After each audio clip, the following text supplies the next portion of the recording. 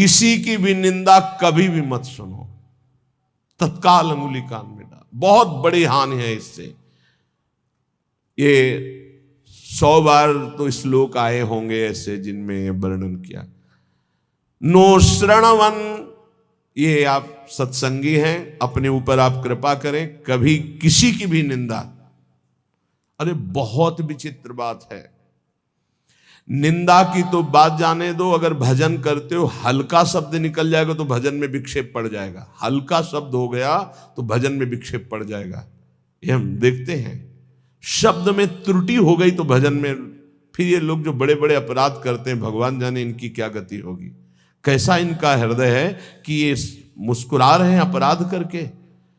हल्का वचन निकल जाए जो सम्मान पूर्वक है लेकिन उनके यथायोग्य नहीं है, तो उसमें भजन में अंतर पड़ जाए।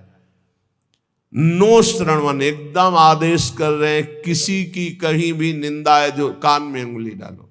इसीलिए जीवन भर एक सूत्र रहा है, असंग, किसी से दोस्ती नहीं रही। क्योंकि जब अपनापन होगा तो खड़े होकर बात करेगा, एक की प्रशंसा करेगा, एक की निंदा करेगा। किसी से भी जरा सी प्रियता से बात कर दो फंस गए। सेवक जी महाराज बहुत सावधानी से कह रहे हैं, तब सुख हरिवंश गुण नाम रसना रटत, और बहुवचन अति दुख दानी। तभी सुख है जब हरिवंश के नाम और गुण को ये वाक इंद्री रटती रहे, ये रसेंद्री स्वाद लेती रहे, और कुछ बोले तो दुख दानी, निश्चित दुख में फंस जाओगे।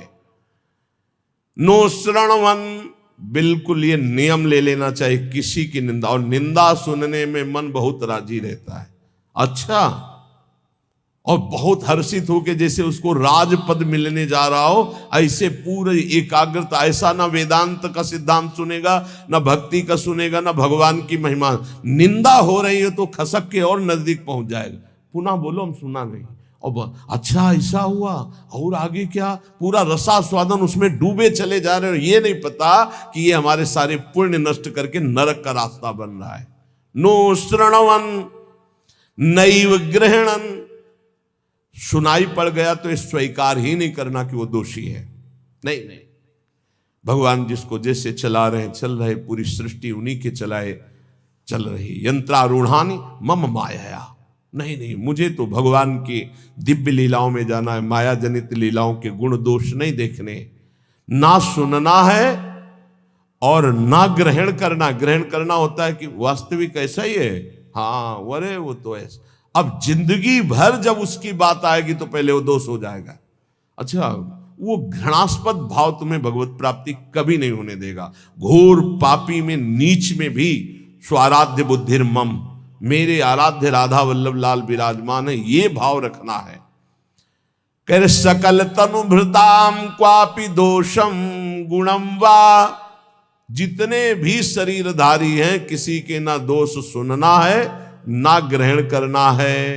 वृंदावनस्थ सत्वान्यखिल गुरुधिया सन्नमन दंड पातई, ऐसे भजन बचता है। ऊपर वाली पंक्ति से भजन बचता है। परदोष दर्शन, परदोष वर्णन, परदोष श्रवण और परदोष चिंतन, ये सर्वनाश कर देता है, सर्वनाश। सच्ची मानिए, किसी का भी उपहास कभी मत करना, कभी निंदा मत करना, कभी निंदा मत सुनना। नहीं, 100% आप लिख लो, कुछ दिनों में वो आपके ऊपर हावी होगा। किसी के प्रति भी दोष बहुत बहुत बहुत देखा है, बहुत बार देखा है। इसलिए कभी किसी के दोष न सुने, कभी ऐसा ना, नहीं तो फंस जाएगा, फंस जाएगा। माया भगवती इतनी चतुर है कि जानने में नहीं आता कि मैं फंस रहा हूं, जानने में नहीं आता। और वृंदावन में तो कभी भूलकर किसी के प्रति दोष न करे, क्योंकि लाडली जी ने पसंद किया, उसको रखा है, तो फिर हमें दोष करने की क्या सामर्थ्य है। जब लाडली जो मुझ जैसे नीच को वृंदावन में रखे हैं तो उसको वृंदावन में रखे, तो हमारा अधिकार कैसे उस, जब हम अपने को देखते हैं तो हम बड़े अधिकारी थोड़ी है वृंदावन वास के। हम पर जब कृपा हुई तो उन पर भी कृपा हुई, तो जब उन पर कृपा होगी पूरी तो वो भी महात्मा बन जाएंगे, हम दोष दर्शन क्यों करें। तो वृंदावनस्थ सत्वान्यखिल गुरुधिया सन्नमन दंड पातई। अगर वृंदावन के किसी भी वासी पर दोष दर्शन हो जाए तो प्रणाम दंड पाते, वो जाने या न जाने दूर से प्रणाम कर, हे प्रभु मेरे से गलती हो गई, क्षमा करो प्रभु, मैं आपकी महिमा को नहीं जानता। ऐसा पक्का समझ लो, नहीं भजन क्षीण हो जाएगा, भजन नष्ट हो जाएगा। जो त्यक्त्वा शेषाभिमानो, सब अभिमान छोड़ करके, निर्वधि परमा किंचन कृष्ण राधा, श्यामा श्याम की आराधना के लिए दैन्य भाव अत्यंत आवश्यक, किसी भी तरह का कोई अभिमान नहीं होना चाहिए। त्यक्त्वा शेषाभिमानो, कोई भी अभिमान शेष नहीं है, रूप का, जवानी का, सब इन शरीरों का अभिमान, यौवन, बाहुबल बहुत विचित्र है। कुछ भी हो जाए तो जीव का ऐसा गलत स्वभाव पड़ गया, वो अभिमान कर लेता है। अपने आप तो बहुत छोटे हैं। भगवान शंकर तांडव कर रहे थे तो दो तालियों से ऐसे बाणासुर ने ताल मिलाई, भगवान शिव प्रसन्न हो गए, कहा शास्त्र भाव हजार भुजा वाला हो जा, महान बलशाली विक्रम भगवान शिव की कृपा से। अब दो भुजाएं तो अगर सही ढंग का स्वास्थ्य हो तो फिर खुजली संभलती नहीं, बल्कि भगवान शिव का कृपा पात्र हजार भुजाएं, तो जिस पर्वत में मारे चकनाचूर, जाके दिग्गजों को ललकारा, भाग पड़े, कोई उसके सामने नहीं। काफी समय विचरण करने के बाद भगवान शंकर के पास आयो, कहा जगत गुरु आज दूसरी तरह से प्रणाम था। भगवान शंकर ज्ञान समुद्र, बोले गुरु खुजली हो रही भुजाओं में। बोले मतलब? बोले आओ, आप ही आओ, अब हमारे बल दिया है, हजार भुजा है, तो आपसे युद्ध करना चाहता हूं। मुस्कुरा दिए। भगवान ने कहा एक माली भी जिस पौधे को सजाता उसको उजाड़ता नहीं है, तुम्हारी भुजाओं की खुजली मैं तो नहीं मिटाऊंगा, लेकिन मेरे समान बलशाली आकर मिटा देगा। तो जब प्रद्युम्न पुत्र अनिरुद्ध और उषा जी का बड़ा एकांतिक मार्मिक प्रसंग है कि उषा जी ने स्वप्न में देखा अनिरुद्ध जी को पहली बार। अब वो विकल, ना उनको भोजन अच्छा लगता, ना नींद अच्छी लगती। तो जो उनकी परिचर्या में वो 9 कुमारी थी, आसपास राज सैनिक वयोवृद्ध या जो स्त्री पुरुष दोनों नहीं है, उनको लगाया जाता था। राजकुमारियों के महल की सुरक्षा में वयोवृद्ध, अनुभवी या जो स्त्री पुरुष दोनों नहीं, उनको लगाया जाता था। तो ऐसी व्यवस्था में उनके पास सखियां सेवा में रहती थी। कभी कभी कोई सूचना मिलने पर बाणासुरा के मिल जाता। अब उषा जी को इस तरह विक्षिप्त देख करके ना भोजन, ना नींद, ना बल, तो उनकी एक बहुत प्रिय सखी चित्रलेखा थी, जो बड़ी योगिनी थी, शक्ति संपन्न थी। उसने कहा सखी, मेरी सखी होते हुए तुम इतना उदास, बोलो ना, कोई ऐसा विषय है जो गुप्त विषय और तुम बता नहीं सकती, वही तुम्हें इतना विक्षिप्त कर रहा है। मैं समझ रही हूं कोई विषय तो है। तो उनका सखी, मुझे एक स्वप्न में 9 कुमार के दर्शन हुए और अब मैं उसके बिना जी नहीं सकती, पर मैं ये नहीं जानती को है कौन, कहाँ का है, क्या है, पर स्वप्न में मैंने देखा। तो उनका स्वप्न में आपने देखा तो त्रिभुवन का कोई ऐसा नहीं है जिसका मैं चित्र न बना सकूं, और तुम्हारे सामने साधारण कोई आ नहीं सकता, क्योंकि साधारण से तुम मोहित नहीं हो सकती। तो मैं असाधारण महापुरुषों के परिवारों का चित्रण करूंगी, तुम केवल इशारा दे देना, मैं योगिनी हूं, अपहरण उसका मैं कर लूंगी। स्वप्न में देखा था अनिरुद्ध जी को। वो बड़े बड़े नागलोक, स्वर्गलोक, सब लोगों के बड़े बड़े जो सुंदर हैं, गंधर्व हैं, देवता हैं, यक्ष हैं, फिर मानव लोक का तो जय भगवान श्री कृष्ण का चित्र आया तो मुस्कुराए, बोले बस कुछ मिलता जुलता ऐसा ये तो नहीं है प्रद्युम्न जी, बस कहा बिल्कुल नजदीक पहुंच चुकी हो, मिलता जुलता ही चित्र है बिल्कुल। और जे ही अनिरुद्ध जी का आया सो रो पड़ी, बोले यही मेरे चित्त का अपहरण करने वाला। बोले बहुत बड़ी जगह तुम्हारा स्वप्न होगा, आसक्ति हुई है, पता है द्वारिकाधीश भगवान श्री कृष्ण के ये नाती हैं अनिरुद्ध जी। सुदर्शन चक्र का रात दिन पहरा रहता है द्वारिका में, किसी का भी प्रवेश नहीं। बहुत महान जगह तुम्हारी आसक्ति हुई, पर मैं अपने प्राण त्याग कर भी सखी तुम्हें मुस्कुराते देखना चाहती हूं। तो उनका अगर मुस्कुराते देखना चाहती तो इनसे मिलवा दो। स्वप्न में देखा था।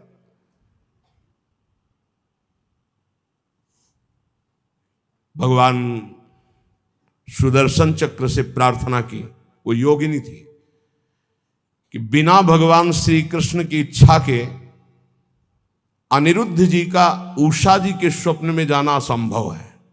वो संभव हुआ तो श्री कृष्ण इच्छा से। तो हे सुदर्शन जी, आप भगवान श्री कृष्ण के पार्षद हैं, यदि श्री कृष्ण की इच्छा से ऐसा हुआ है तो मुझे उनकी इच्छा का संपादन करने के लिए आप निर्विघ्न मार्ग दीजिए। चली गई। सुदर्शन जी ने बादल पहुंच पलंग से उठा लिया अनिरुद्ध जी को। योगिनी थी, महल में राके उषा जी ने देखा, जो मेरे स्वप्न का विषय थे वो साक्षात गले लग गई चित्रलेखा जी की और कहा तुम धन्याति धन्य मुझे कर दिया। अनिरुद्ध जी की जब आंख खुली तो अपना महल नहीं है तो धैर्यपूर्वक समझाया कि मैं अपहरण करके लाई हूं, ऐसा ऐसा ऐसा। भगवान श्री कृष्ण के पुत्र कामदेव प्रद्युम्न जी और उनके पुत्र अनिरुद्ध जी ये भगवान ही हैं। वासुदेव संकर्षण प्रद्युम्न अनिरुद्ध, जैसे राम लक्ष्मण भरत शत्रुघ्न, ऐसे ही वासुदेव संकर्षण प्रद्युम्न अनिरुद्ध, ये भगवान ही चार रूपों में। भगवत स्वरूप अनिरुद्ध जी। अब तो क्या हास्य विनोद, विविध प्रकार की क्रीड़ाएं। जो वयोवृद्ध संरक्षक थे एक बार निकलते हुए उषा जी को देखा, बाणासुर को सूचना पहुंचाई कि आपकी बेटी के हाव भाव और प्रसन्नता को देखकर लगता है किसी पुरुष का संयोग हो चुका है, तो उनका सबकी गर्दनें उतार दी जाएंगी, बाहर से कौन पुरुष जा सकता है। तो बोले वचन देता हूं इतनी भारी सुरक्षा है कि बाहर से वायु भी बिना अनुकूल हुए हमारे नहीं जा सकती। दैवी शक्तियों का पहरा है। बाणासुर की कुल माता थी जो पूरे नगर की रक्षा करती थी, पर योगिनी चित्रलेखा जी की इस चाल को कोई नहीं जान पाया था। बाणासुर ने कहा ऐसा क्यों, मेरी बेटी को कोई दूषित कर दे मुझ जैसे बलवान के होते हुए, अब उसको कौन रोक। सीधे जो ही गए सो पलंग पे उषा जी और अनिरुद्ध जी पासे खेल रहे थे और सखिया बेटे हास्य विनोद। जेवी अनिरुद्ध जी को देखो, उषा जी ने देखा, अनिरुद्ध जी तो सिंहवत बंदी बनाने के लिए लाख कोशिश की, मार मार के सैनिकों को। भगवान के स्वरूप है अनिरुद्ध जी। आखिरकार महाबली बाणासुर अपनी शक्तियों का प्रयोग करके अनिरुद्ध जी को बंदी, देवर्षि नारद जी पहुंच गए द्वारिका। प्रभु खोज कर रहे थे अनिरुद्ध जी की, उषा जी के महल में बाणासुर ने बंदी बना लिया है। बलराम जी ने सुना, ये जानते हुए कि हमारा वंशज और उसको बंदी बना लिया, शोणितपुर को नष्ट कर दूंगा। अब बलराम जी द्वारिकाधीश पूरा वैभव। सूचना मिली युद्ध की तो इधर अपने चेला के साथ भगवान शंकर, बलराम जी के साथ द्वारिकाधीश, आमने सामने युद्ध प्रारंभ। अब भगवान शंकर पशुपतास्त्र तो नारायणास्त्र दिव्यस्त्र। भगवान श्री कृष्ण ने इशारे से कहा कि आप ही का तो रचा हुआ सारा खेल अपने चेला की भुजाओं की खुजली मिटाने के लिए आपने ही तो हमें बुलावा दिया है। एक बाण मारा भगवान श्री कृष्ण ने जन्मणास्त्र, बाणासुर की भुजाओं को जब चार रह गई सब काट दिया। तो भगवान से बस प्रभु बस। तो बोले प्रभु मैं तो आपकी ही आज्ञा का अनुमोदन कर रहा हूं और आवेश में भरे हुए थे। इतने में उनकी कुल माता जो पूरे राष्ट्र की रक्षा करती थी, दैवी शक्ति, वो दिगंबर होकर खड़ी हो गई। तो भगवान श्री कृष्ण, वहां ये लिखा हुआ है कि यदि अचानक किसी माता बहन के किसी अंग पर दृष्टि पड़ जाए तो दोबारा दृष्टि न जाए। अगर किसी दिगंबर माता बहन की शरीर की दृष्टि आप दोबारा की तो सारे सुकृत नष्ट हो जाएंगे। भगवान होते हुए भगवान श्री कृष्ण तत्काल नेत्र फेर लिए और वहीं युद्ध का समापन हुआ। भगवान शिव जी ने समझाया, फिर उषा और अनिरुद्ध जी का विवाह हुआ। ये अहम इतना पुष्ट है कि अपने गुरुदेव से कह रहे कि मेरी भुजाओं की खुजली मिटा दो। बाणासुर यहां कह रहे त्यक्त्वा शेषाभिमानो निर्वधि परमा किंचन कृष्ण राधा।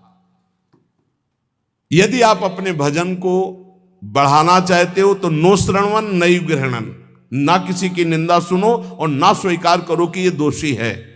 सकल तनुभृताम क्वापि दोषम गुणम वा, पूरी सृष्टि के किसी भी जन के दोष या गुण स्वीकार मत करो। गोस्वामी तुलसीदास जी अरे बहुत बड़े महापुरुष हैं, आज तक बचपन से लेकर के आज तक। वो एक बार आए थे भक्तमाली जी, उन्होंने कहा मुझे तो ऐसा लगता है कि आपके ब्लड में ही रामायण है, ब्लड में ही गोस्वामी तुलसीदास जी। हम कहा मान लीजिए ऐसा ही है, क्योंकि जहां जन्म हुआ वहां का वातावरण ही ऐसा था, डीएनए में ही तुलसीदास जी हैं। सच्ची मानिए, कोई प्रसंग नहीं जाएगा जो विनय पत्रिका और रामायण से उसका। तात सुनहु माया कृत गुण अरु दोष अनेक, गुणया उभय न मानई, मानहि सो अविवेक। न गुण न दोष किसी के, सब में भगवत भाव। त्यक्त्या शेषाभिमानो, ये बहुत कठिन है अभिमान का त्याग करना।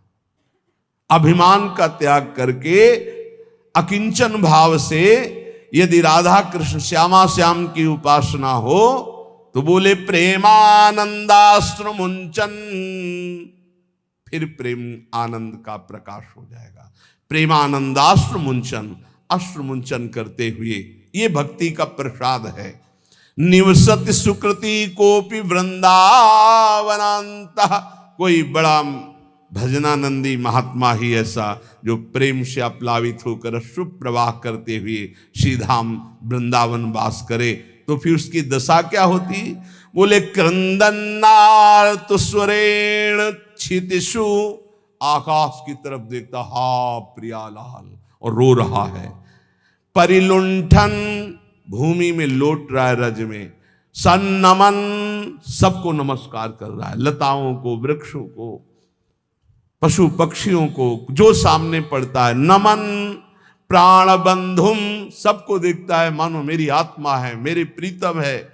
कुरुवंदन्ते तृणान्या दधदनु करुणा दृष्टे काकुकोटि, सबसे कृपा कटाक्ष की, मुझ अधम पर कृपा करो। ये हमने देखा है वैष्णव जनों, मुझे अधम पर कृपा करो, मेरा भजन बन जाए, हम पर श्री जी करुणा करें, मेरा नाम जब चले। और रात दिन भजन कर रहे हैं। और काकुवाणी, दैन्य वाणी के द्वारा सबसे वर्ताव।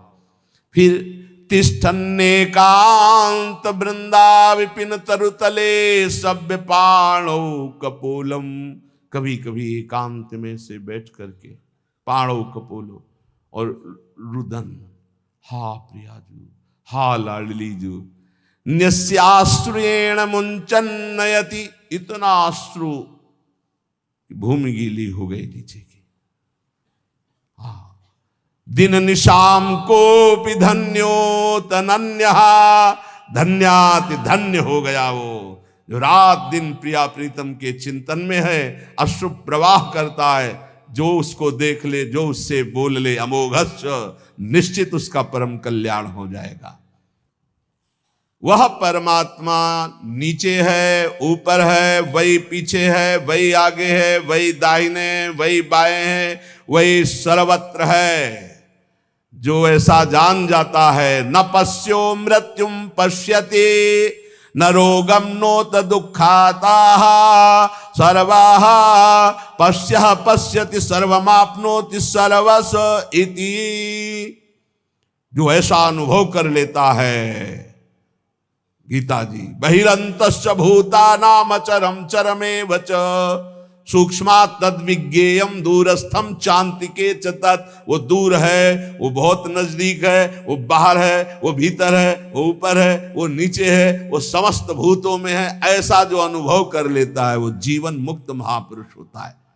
तो या करें, न पश्यो मृत्युम पश्यति, मृत्यु की ताकत नहीं उसको देख ले जो ऐसा अनुभव कर लेता है। इतनी ऊंचाई पर होता है कि मृत्यु का प्रहार स्पर्श भी नहीं कर सकता। न रोगम, कोई रोग उसे दुख नहीं पहुंचा सकता।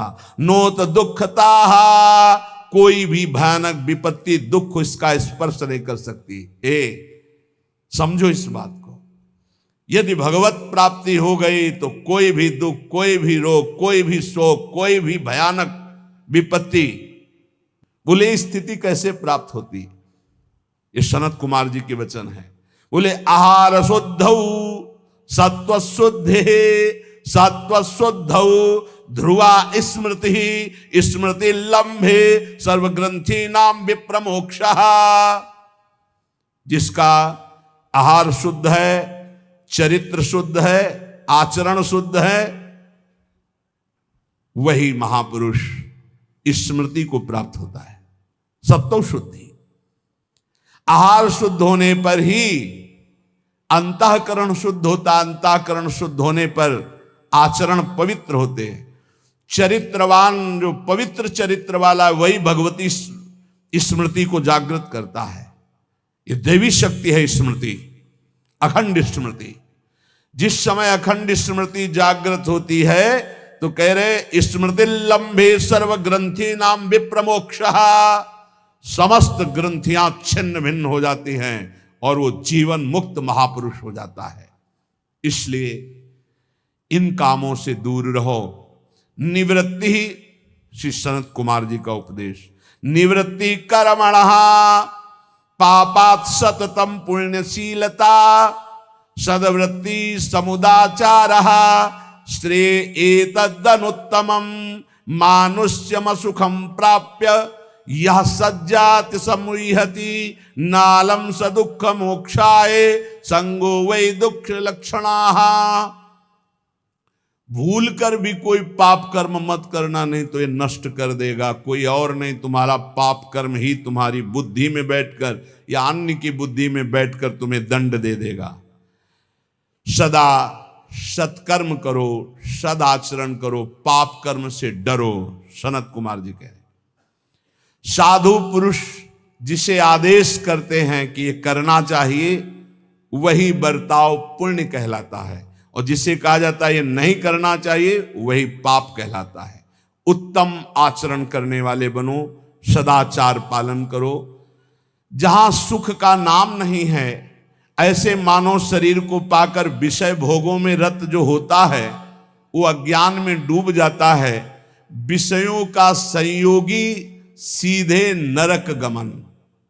त्रिविधम नरकस्येदं द्वारम नाशन्मात्मनः कामः क्रोधः तथा लोभः तस्मादेत्रयं त्यजेत्। काम, क्रोध, लोभ, मद, ये सीधे नरक पहुंचाते हैं।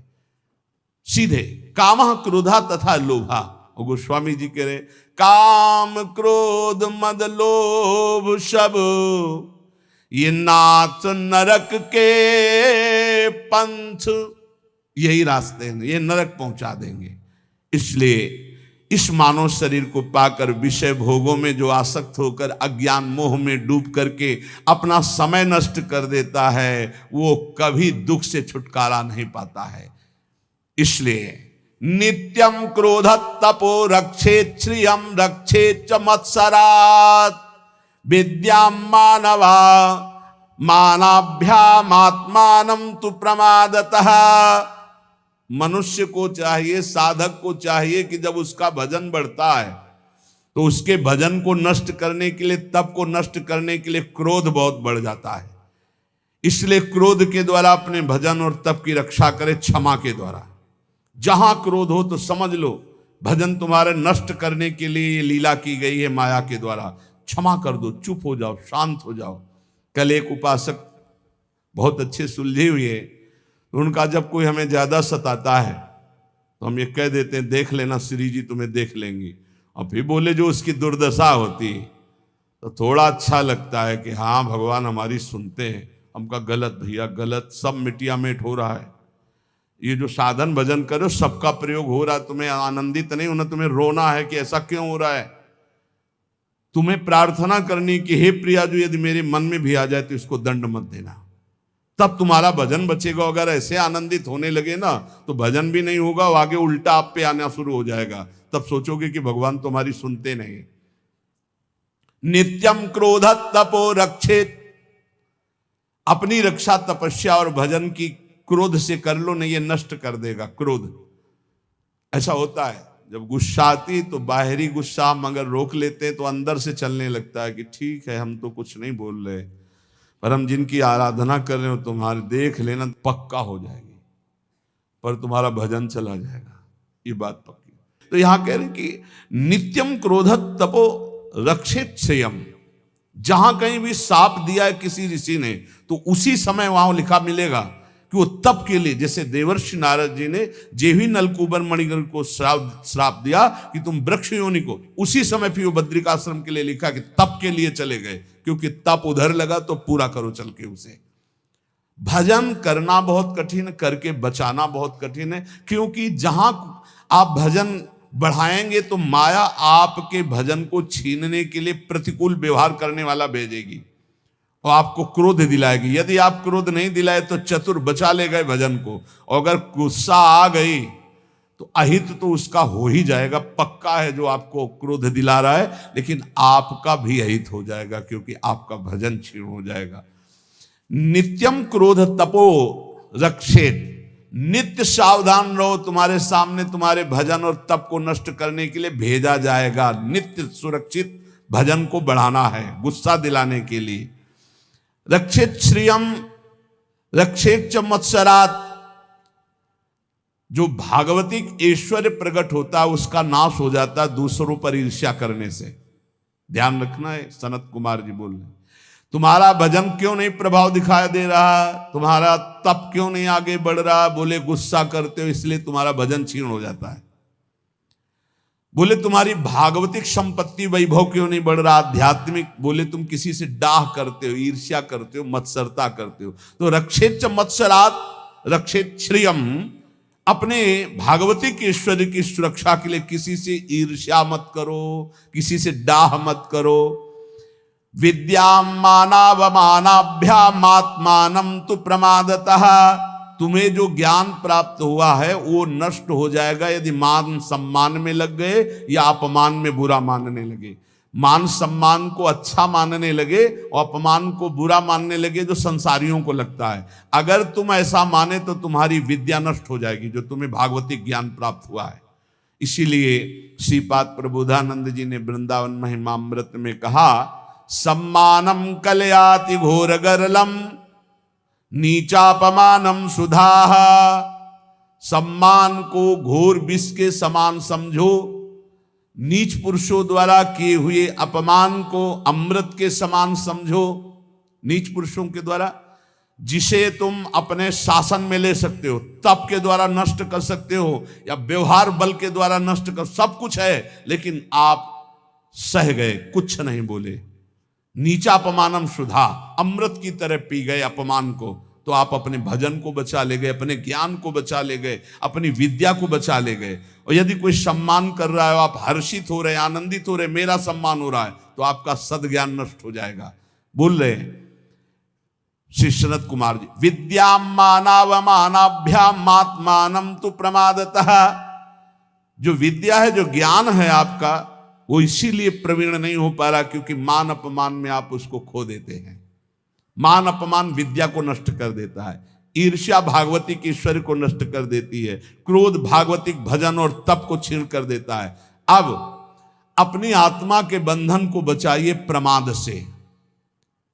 कह रहे मात्मानम तु प्रमादतः, प्रमाद जो आपकी दिनचर्या है, जो आपका भागवतिक नियम है, जो भजन नियम है, इनमें प्रमाद बहुत बड़ा विघ्न पैदा। अरे कर लेंगे ना, 11 माला ही तो बोला है, 2-3 दिन अगर नहीं करेंगे तो आगे चलकर जोड़ के कर लेंगे। नहीं नहीं नहीं, नियम नियम होता है। अगर नियमावली का प्रमाद के द्वारा तिरस्कार करोगे तो आप अपने आत्मा को इस संसार बंधन से मुक्त नहीं कर पाओगे। इसलिए कह रहे हैं मात्मानम तु प्रमादतः, प्रमाद से अपने आप की रक्षा कर लो। ये प्रमाद ना करने योग्य कार्य को करना और करने योग्य कार्य को टाल देना, ये प्रमाद कहलाता। अप्रमादी भगवत प्राप्ति करने की योग्यता रखता है। क्या? ना करने योग्य कार्य को टाल देता है और करने योग्य कार्य को जो काल करे सो आज कर, जो आज करे सो अब, और जो बुरा कार्य का संयोग बनता है उसे कल के लिए टाल देता है, कल से परसों के लिए टाल देता है। वो उसको टालता रहता है बुरे भाव को, और अच्छे भाव को तत्काल करता है, उसे अप्रमादी कहते हैं। जो प्रमादी होता है वो अच्छे भाव को कल के लिए टाल देता है, बुरे भाव को तत्काल कर लेता है। तो इससे आत्मबंधन उसका दृढ़ हो जाता है। आनशंस्यम परो धर्मः क्षमा च परमं बलम, आत्मज्ञानम परम ज्ञानम सत्यम ही परमं हितम। सबसे बड़ा विश्व में बलशाली कौन है? जो क्षमावान है। जो आपके प्रति अपराध करे आप क्षमा कर दो तो आप बहुत बलशाली हो, आपके ऊपर भगवान की विशेष कृपा होगी। और ज्ञान कौन श्रेष्ठ है? जो आत्मज्ञान, सर्वत्र मेरे प्रभु विराजमान है, ये भक्त का ज्ञान होता है। सर्वान वस्तुतया निरीक्ष, और ज्ञानी आत्मस्वरूप अपने में सबको देखता है। और सबसे बड़ा मित्र कौन है? सत्य। सत्य ये सबसे बड़ा मित्र, जो सत्य को स्वीकार करता है। मानो बहुत प्रिय मित्र हमारे साथ है, वो सत्य तुम्हारी रक्षा कर लेगा, सत्य तुम्हें समस्त विपत्तियों से बचा लेगा।